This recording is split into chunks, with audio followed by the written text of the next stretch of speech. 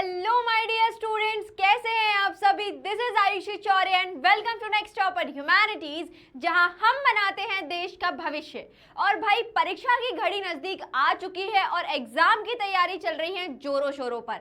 तो अब जरूरी है उस बात की, उन चीजों की जिससे कि हमने साल भर की जो मेहनत करी थी उसको हम कैसे प्रेजेंट करने वाले हैं, क्योंकि वही प्रेजेंटेशन आपको दिलवाएगा 80 में से 80 मार्क्स।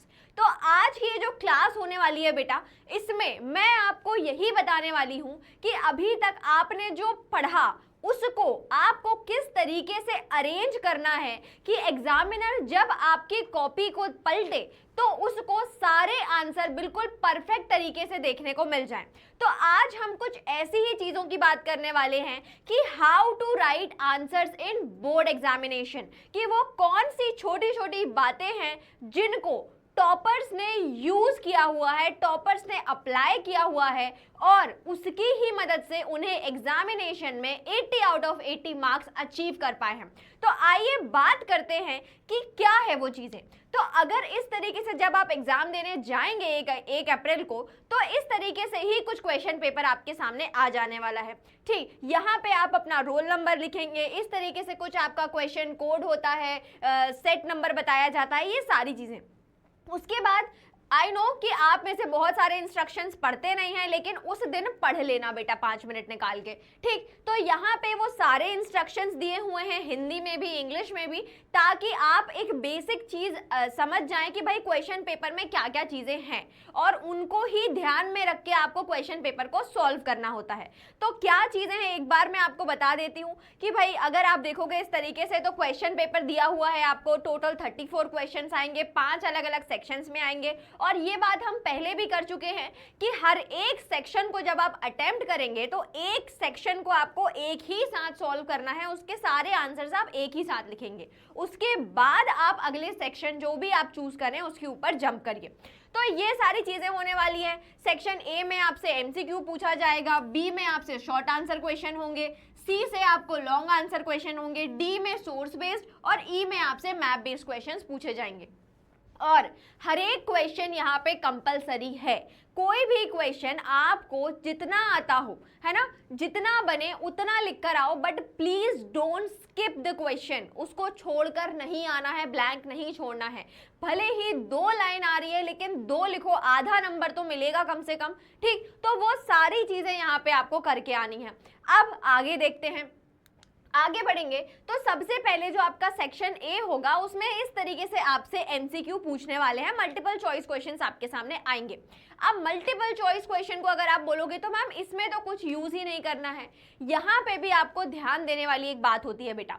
क्या होगा कि देखो, जब भी आप अभी बचपन से, बहुत से बच्चों की ऐसी आदत देखी है मैंने कि जब वो एमसीक्यू को सॉल्व करते हैं ना, तो उसमें जब उन्होंने ऑप्शन लिखा तो यहाँ पे उन्होंने क्वेश्चन नंबर डाला और यहाँ पे सिर्फ ए बी सी डी इस तरीके से लिख देंगे। ठीक है, तो आपको ये गलती नहीं दोहरानी है। क्यों? क्योंकि आप तो लिख के चले जाओगे, आपको तो पता है कि आपकी राइटिंग में आपने क्या लिखा है। बट होता क्या है कभी कभी कि जब आप लिखते हो तो उस टाइम पे एग्जामिनर जो होता है, सॉरी जो आपके चेकर होते हैं कॉपी के, वो ये देखते हैं कि यहाँ पे आपने क्या किया, कभी आपका सी उन्हें डी के जैसे दिखाई पड़ जाता है या बी और डी कभी कभी आइडेंटिकल दिख जाते हैं।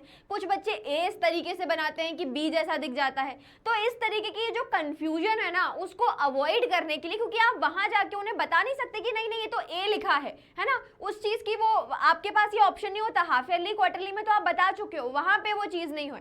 तो आप इसके लिए क्या आपको प्रिकॉशन लेना है, आपको ये चीज करनी है कि जब भी आप ऑप्शन लिखोगे, अपना आंसर लिखोगे, तो उसके सामने एक स्टेटमेंट जो उसके सामने है, आंसर है ना, जैसे यहाँ पे क्वेश्चन पूछा है कि who among the following was the first director general of the archaeological survey of India. तो फॉर एग्जांपल आपने अगर डी पे आंसर लगाया तो आप सिर्फ डी नहीं लिखोगे, उसके आगे आपको उसका नाम भी लिख देना है, अलेक्जेंडर कनिंघम भी लिख देना है। ठीक, अब उसके बाद अगला क्वेश्चन है यहाँ पे मैच द कॉलम है। तो मैच द कॉलम में भी आप क्या करोगे, इसी तरीके से जो कोड है वो सारे के सारे कोड आप क्या कर दोगे, ऐसे लिख दोगे। ठीक, तो एमसीक्यू जब भी सॉल्व करो ये छोटी सी बात आपको याद रखनी है कि सिर्फ ABCD ना लिखो, उसके सामने थोड़ा सा टाइम लगता है ना। कुछ कुछ स्टेटमेंट होते हैं हल्के से बड़े होते हैं, बट इतने आपके 1 नंबर से ज्यादा या 2 नंबर से ज्यादा तो इंपॉर्टेंट नहीं है ना, वो आपके 1-2 सेकेंड। क्या करना है, फटाफट आपको स्पीड भी तो मेंटेन करनी है ना आंसर राइटिंग के समय। तो आप क्या करोगे, वो फटाफट से उसको लिख लो और आपका जो भी स्टेटमेंट है, मतलब एग्जामिनर को समझ आना चाहिए कि अच्छा डी मतलब यही ऑप्शन, इस ही आंसर की बात कर रहा है बच्चा। ठीक है, तो वो चीज आपको यहाँ पे ध्यान रखनी है। इसी तरीके से अगर आप देखोगे तो ये जो एमसीक्यू आपको दिख रहा है बेटा कि एक ही तरीके की एमसीक्यू नहीं है, एमसीक्यू में अलग अलग पैटर्न्स को उन्होंने यूज किया है। जैसे ये वाला क्वेश्चन देखोगे तो यहाँ पे हिंट दिए हुए हैं, उससे आपको पर्सन को आइडेंटिफाई करना है। यहाँ पे असर्शन रीजन वाला क्वेश्चन हो गया है। ठीक, उसके बाद अगर हम आगे बात करें यहाँ पे, तो यहाँ पे भी हिंट दिए हुए हैं, आपको पर्सन आइडेंटिफाई करना है। यहाँ पे 4 स्टेटमेंट दिए हैं, उन्हें क्रोनोलॉजिकल अरेंज करना है आपको। ठीक, ये वाले में देखोगे आप तो ये तो चलो ठीक है, सीधा सीधा हो गया। इस वाले में भी नॉट, ये मैंने आपको बताया हुआ था कि नॉट को क्या करना है, अंडरलाइन करना है। नॉट करेक्ट मतलब क्या हो गया, इनकरेक्ट हो गया। ठीक है, तो ये सारी चीजों के ऊपर आप ध्यान देंगे इस तरीके से। और एक और मैच द कॉलम आ गया यहाँ पे आपके पास। देन इस वाले क्वेश्चन में भी मैच द कॉलम हो गया, नॉट वाले क्वेश्चंस हो गए हमारे पास, है ना। तो ये अलग अलग वैरायटी जो है क्वेश्चंस की यहाँ पे यूज करी गई है। पेयर को आइडेंटिफाई करना है जो करेक्टली मैच्ड है ना। तो इस तरीके से आपको अलग अलग वैरायटी अगर आप देखोगे तो यहाँ पे क्वेश्चंस में आपको मिलती जाएंगी। देन उसके साथ अगर हम आगे बात करें तो अब देखते हैं शॉर्ट आंसर क्वेश्चन की बात। ठीक है, तो शॉर्ट आंसर क्वेश्चन जब हो गए तो क्या है भाई कि 3 नंबर का क्वेश्चन है। अब उस 3 नंबर के क्वेश्चन को हम कैसे अटेम्प्ट करें, कैसे उसमें आंसर लिखें कि हम पूरे मार्क्स पा जाएं। तो क्या करना है आपको, देखो जब भी आपके पास 3 मार्क्स का क्वेश्चन है तो सबसे पहली चीज जो आपको याद रखनी है वो यहाँ पे ये है कि एटलीस्ट आपके आंसर में 3 पॉइंट तो होने ही होने चाहिए, जिससे कि एग्जामिनर जो है वो आपकी उन 3 बातों को याद रख सके कि भाई ये बच्चे को ये 3 चीजें, अगर मैं उसको 3 नंबर दे रहा हूं मतलब कि उसने ये 3 वैलिड पॉइंट लिखे हैं। और आप इसमें यहाँ पे एक और पॉइंट अपनी तरफ से ऐड करिए, एक और पॉइंट आप उसको क्या दीजिए, बोनस में दीजिए कि 4 पॉइंट दिए हैं, ताकि अगर इनमें से एक आध गलत भी हो गया, ऊपर नीचे भी हो गया, तो मेरे पास बफर में नंबर होने चाहिए, है ना। तो यहाँ पे भी आपने क्या किया है, अगर आप इस बच्चे को देखोगे तो यहाँ पे इसने 4 पॉइंट्स का यूज किया है। अब उसके साथ एक और चीज देखो, यहाँ पे ये जो क्वेश्चन दिया हुआ है क्वेश्चन नंबर 22, ये ऑप्शन में है, और में है। तो जब भी आप और का क्वेश्चन अटेम्प्ट करेंगे तो उसके सामने आपको ये लिखना है कि आपने 22 नंबर का जो क्वेश्चन है उसका ए वाला पार्ट अटेम्प्ट किया है या बी वाला पार्ट अटेम्प्ट किया है। अदरवाइज क्या होता है कि आप 22 लिख देंगे, वहां पे एग्जामिनर जो है उसके पास कहीं ना कहीं ये कंफ्यूजन आ जाएगी कि भाई किस आंसर की ये बात कर रहा है, ऊपर वाले की या नीचे वाले की, है ना। तो यहाँ पे भी आप क्या करेंगे, बाकायदा बढ़िया तरीके से आपको सेक्शन डालना है। एक सेक्शन खत्म हुआ, दूसरे सेक्शन की हेडिंग डालेंगे, क्वेश्चन नंबर इस तरीके से अलग तरीके से आपने बता दिया, और फिर आपने यहाँ से क्या किया, उसके आंसर्स को लिखना शुरू किया। अब देखो आंसर के बारे में मैं ये बात आपको पहले भी बता चुकी हूँ कि जब आप आंसर लिखोगे तो उसको आपको क्या करना है, डिवाइड करना है। सबसे पहले आप क्या करेंगे, उसका इंट्रोडक्शन देंगे। तो यहाँ पे हड़प्पा सिविलाइजेशन की बात करी उसने, 2 लाइन में एक छोटा सा ब्रीफ सा इंट्रोडक्शन दे दिया। उसके बाद क्या बात हुई, आंसर में क्या पूछा है, क्या चीज बता रहा है भाई, वो डिस्टिंक्टिव फीचर्स बता रहा है किसके, प्लान ड्रेनेज सिस्टम के। तो जब वो प्लान ड्रेनेज सिस्टम की यहाँ पे बात कर रहा है तो वो लिख रहा है 3 अलग अलग पॉइंट्स में जो हड़प्पा के ड्रेनेज पैटर्न में हमने देखा। तो क्या देखा, सबसे पहले जो सबसे प्रोमिनेंट फीचर था वो था उसका ग्रिड पैटर्न। तो यहाँ पे उन्होंने ग्रिड पैटर्न के बारे में लिखा, साथ ही साथ ग्रिड पैटर्न जो है उसको अंडरलाइन कर दिया। दूसरा जो पॉइंट लिखा उन्होंने वो ये लिखा कि भाई जो ड्रेन्स थी वो रोड के अलोंग बनी हुई थी, तो वो पॉइंट लिखा, उसको अंडरलाइन कर दिया। तीसरे पॉइंट में भी इसी तरीके से उन्होंने बताया कि भाई मोटार जिप्सम और ब्रिक और लाइमस्टोन का बना हुआ है। और एक और लिख दिया कि थोड़ा सा एक आप बोल सकते हो कि जनरल पॉइंट लिख दिया यहाँ पे कि importance of drainage system identify करी गई थी, लोथल वगैरह में ये सारी चीजें देखी गई थी, वो यहाँ पे उस बच्चे ने बता दिया। तो 3 तो उसने आप बोल सकते हो कि इंपॉर्टेंट पॉइंट बता दिया जो आंसर के परस्पेक्टिव से जरूरी थे, और एक और पॉइंट जो था वो उन्होंने जनरल उससे बता दिया। ठीक, तो यहाँ पे उस बच्चे के जो 3 नंबर है वो कहीं नहीं गए, वो उसको मिल गए हैं। चलिए अब आगे बात करते हैं अगले क्वेश्चन की। तो यहाँ पे भी इसी तरीके से पूछा है कि बुद्धा, यहाँ पे कोई चॉइस नहीं है आपके पास, तो Buddha regarded the social world as the creation of human rather than the divine origin, है ना। तो यहाँ पे क्या है, एक स्टेटमेंट है और उस स्टेटमेंट को आपको समझाना है, उस स्टेटमेंट को आपको बताना है कि क्या ये स्टेटमेंट सही है या नहीं है। तो यहाँ पे जो बच्चा है ये पहले गौतम बुद्ध का एक तरीके से ब्रीफ इंट्रोडक्शन दे रहा है, फिर उन्होंने यहाँ पे जो उनकी हेडिंग है आंसर की उसको आइडेंटिफाई किया, उसको अंडरलाइन किया, और फिर यहाँ पे उन्होंने अपने पॉइंट्स लिखने शुरू करे कि भाई बुद्ध जो है वो ह्यूमन क्रिएशन की बात करते हैं। उसके बाद उन्होंने ये बोला कि ये जो वर्ण सिस्टम वगैरह ये सारी की सारी ह्यूमन क्रिएशन है, डिवाइन ओरिजिन इसका कुछ भी नहीं है। देन इंडिविजुअल एजेंसी की उन्होंने बात करी है, मेटा और करुणा को वो एम्फसाइज किया हुआ है, उस चीज की उन्होंने बात करी हुई है, संघ के बारे में बताया है, वो सारी चीजें जो उस आंसर के लिए जरूरी है वो उसने यहाँ पे लिखा हुआ है। चलिए अब अगर हम अगले क्वेश्चन की बात करेंगे यहाँ पे, चलिए अब अगले क्वेश्चन की बात करते हैं। तो यहाँ पे कृष्णदेव राय के बारे में क्वेश्चन पूछा है कि कृष्णदेव राय का आपको रोल बताना है विजयनगर एम्पायर में। तो यहाँ पे भी सेम पैटर्न, पहले कृष्णदेव राय के बारे में इंट्रोडक्शन दिया, अब उनका अलग अलग डोमेन में उनका क्या रोल है उसके बारे में यहाँ पे उन्होंने बात करी। तो पहली जो बात हुई वो एक्सपांशन एंड कंसोलिडेशन की हुई कि किस तरीके से उन्होंने एक्सपांशन और कंसोलिडेशन किया, उसके बारे में 3 पॉइंट इस बच्चे ने बढ़िया तरीके से लिख दिए। और फिर उन्होंने दूसरी चीजों के ऊपर गए, तो फिर इंफ्रास्ट्रक्चर डेवलपमेंट की उन्होंने बात करी हुई है, फिर टेम्पल आर्किटेक्चर में क्या उनका रोल था, वो सारी चीजें यहाँ पे बताई थी। ठीक है, आगे देखें, examine the land revenue system. तो लैंड रेवेन्यू सिस्टम को भी बहुत बढ़िया तरीके से बताया हुआ है, पहले मुगल का लैंड रेवेन्यू सिस्टम बता दिया और फिर उसको अलग अलग पॉइंट्स के थ्रू यहाँ पे क्लासिफाई करके बताया हुआ है कि भाई क्या ऑफिशियल जो इंपीरियल ऑफिसर्स है उन्होंने क्या रोल था, उसके बाद जमा क्या है, हासिल क्या है, पोलाज, परौती, क्लासिफिकेशन ऑफ लैंड, ये सारी चीजें जो है, मतलब आप जो भी पढ़ रहे हो ना उसको आपको प्रेजेंट करते हुए आना चाहिए कि एग्जामिनर को बिना ज्यादा मेहनत करे हुए आप जो है वो कंसाइज वे में बढ़िया इंफॉर्मेशन दे रहे हैं। तो हिस्ट्री से रिलेटेड बहुत से लोगों ने एक मिथ बना के रखी हुई ना कि बहुत सारा लिखो, नहीं बिल्कुल मत लिखो, जितना लिखो परफेक्ट लिखो, कम शब्दों में बहुत अच्छी चीजें भी आप बनाकर पूरे नंबर यहाँ पे आप ला सकते हैं। देन अगले क्वेश्चन हो गया, अब देखो बेटा ये वाला क्वेश्चन कि why did the Santhals rebel against the zamindars, money lenders and the Britishers. देखने में अगर आप देखोगे इसको तो एक ही क्वेश्चन है, बट एक क्वेश्चन में 3 अलग अलग लोगों की बात करी गई है। तो यहाँ पे किस किस जो लोग हैं उनके बारे में बात करी गई है। तो यहाँ पे जमींदार किससे पूछा है कि भाई संथाल जमींदार से क्यों नाराज थे, मनी लेंडर से क्यों नाराज थे और ब्रिटिशर्स से क्यों नाराज थे। तो यहाँ पे भी उस बच्चे ने इसी तरीके से उसका आंसर किया, ठीक, कि पहले उन्होंने संथाल के बारे में बता दिया कि संथाल्स कौन थे, कहाँ पे वो रहा करते थे।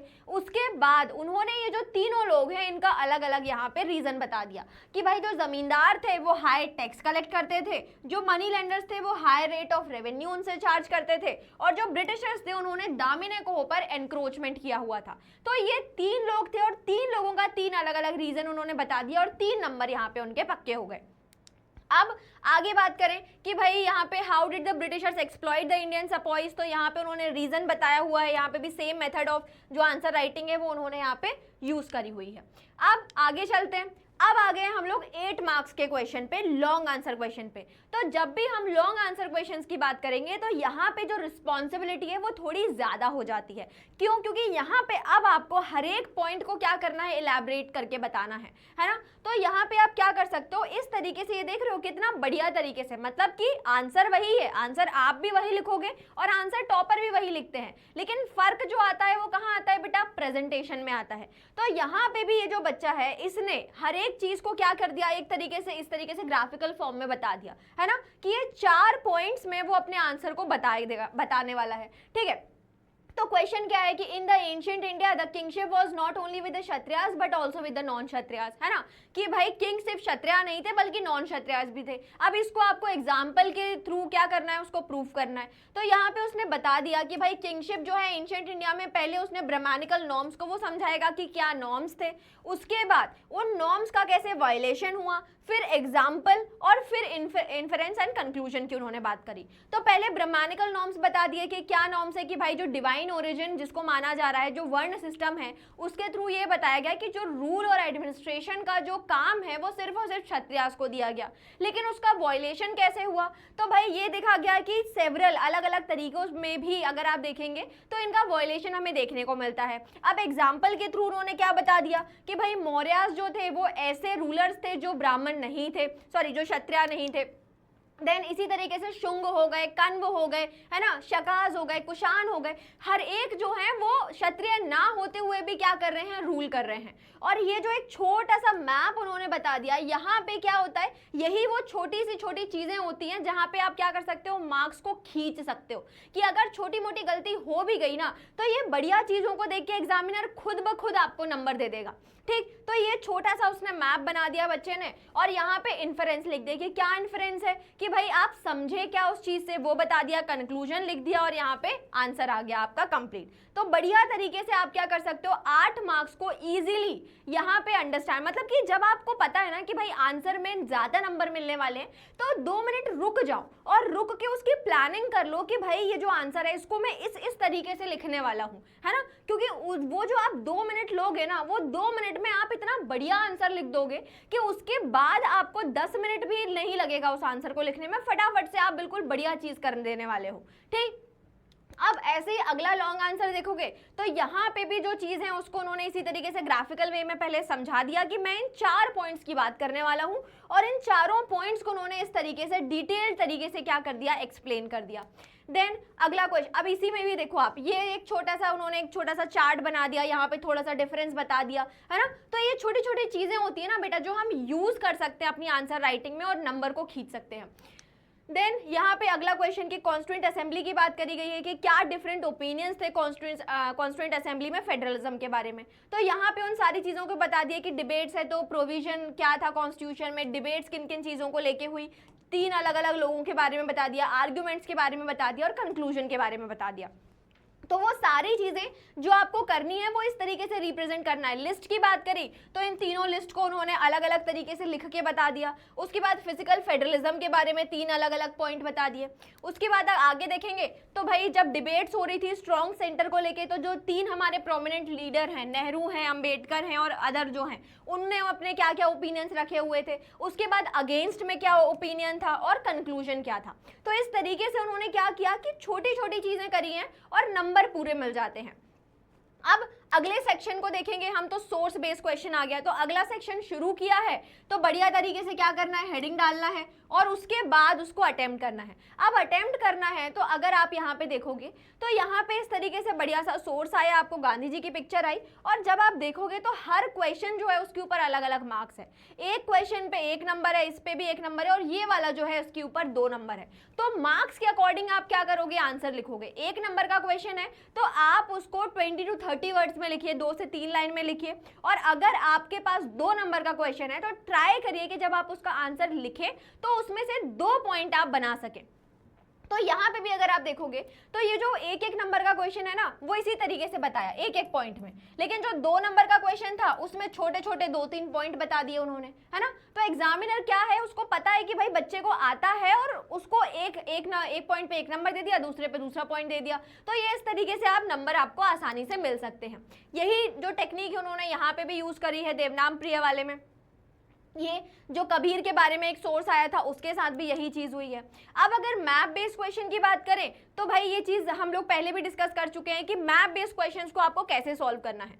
तो इस तरीके से आपको साइड दी हुई हैं अलग अलग, उसके साथ 1-2 नंबर का क्वेश्चन है जिसमें आपको क्या करना पड़ेगा, वो जो साइड जो ऑलरेडी मार्क्ड हैं उनको आपको आइडेंटिफाई करना है। अब जब आप इसको सॉल्व कर रहे हो तो सॉल्व करने के साथ क्या है, यहाँ पे अगर आप देखोगे तो हर एक क्वेश्चन जो है उसके सामने उन्होंने क्वेश्चन नंबर लिख दिया है और फिर उस साइड का नाम लिख दिया है। ठीक, तो उससे क्या होगा कि भाई अगर जब एग्जामिनर आपकी कॉपी चेक करेगा तो उसको पता है कि भाई आप किस क्वेश्चन का क्या जवाब दे रहे हैं। तो इस तरीके से भी आप बकायदा क्या करिए, अपना क्वेश्चन नंबर जो है उसको मार्क करिए और साइट का जो नाम है वो वहीं पास में आप क्या कर सकते हैं, इस तरीके से आइडेंटिफाई कर सकते हैं। तो ये वो छोटी छोटी बातें हैं जिनको ध्यान में रख के, जिनको यूज करके आप एग्जाम में बहुत ही सुंदर सी प्रेजेंटेबल कॉपी जो है वो एग्जामिनर को दे सकते हैं और 80 में से 80 नंबर आसानी से ला सकते हैं। Thank you so much.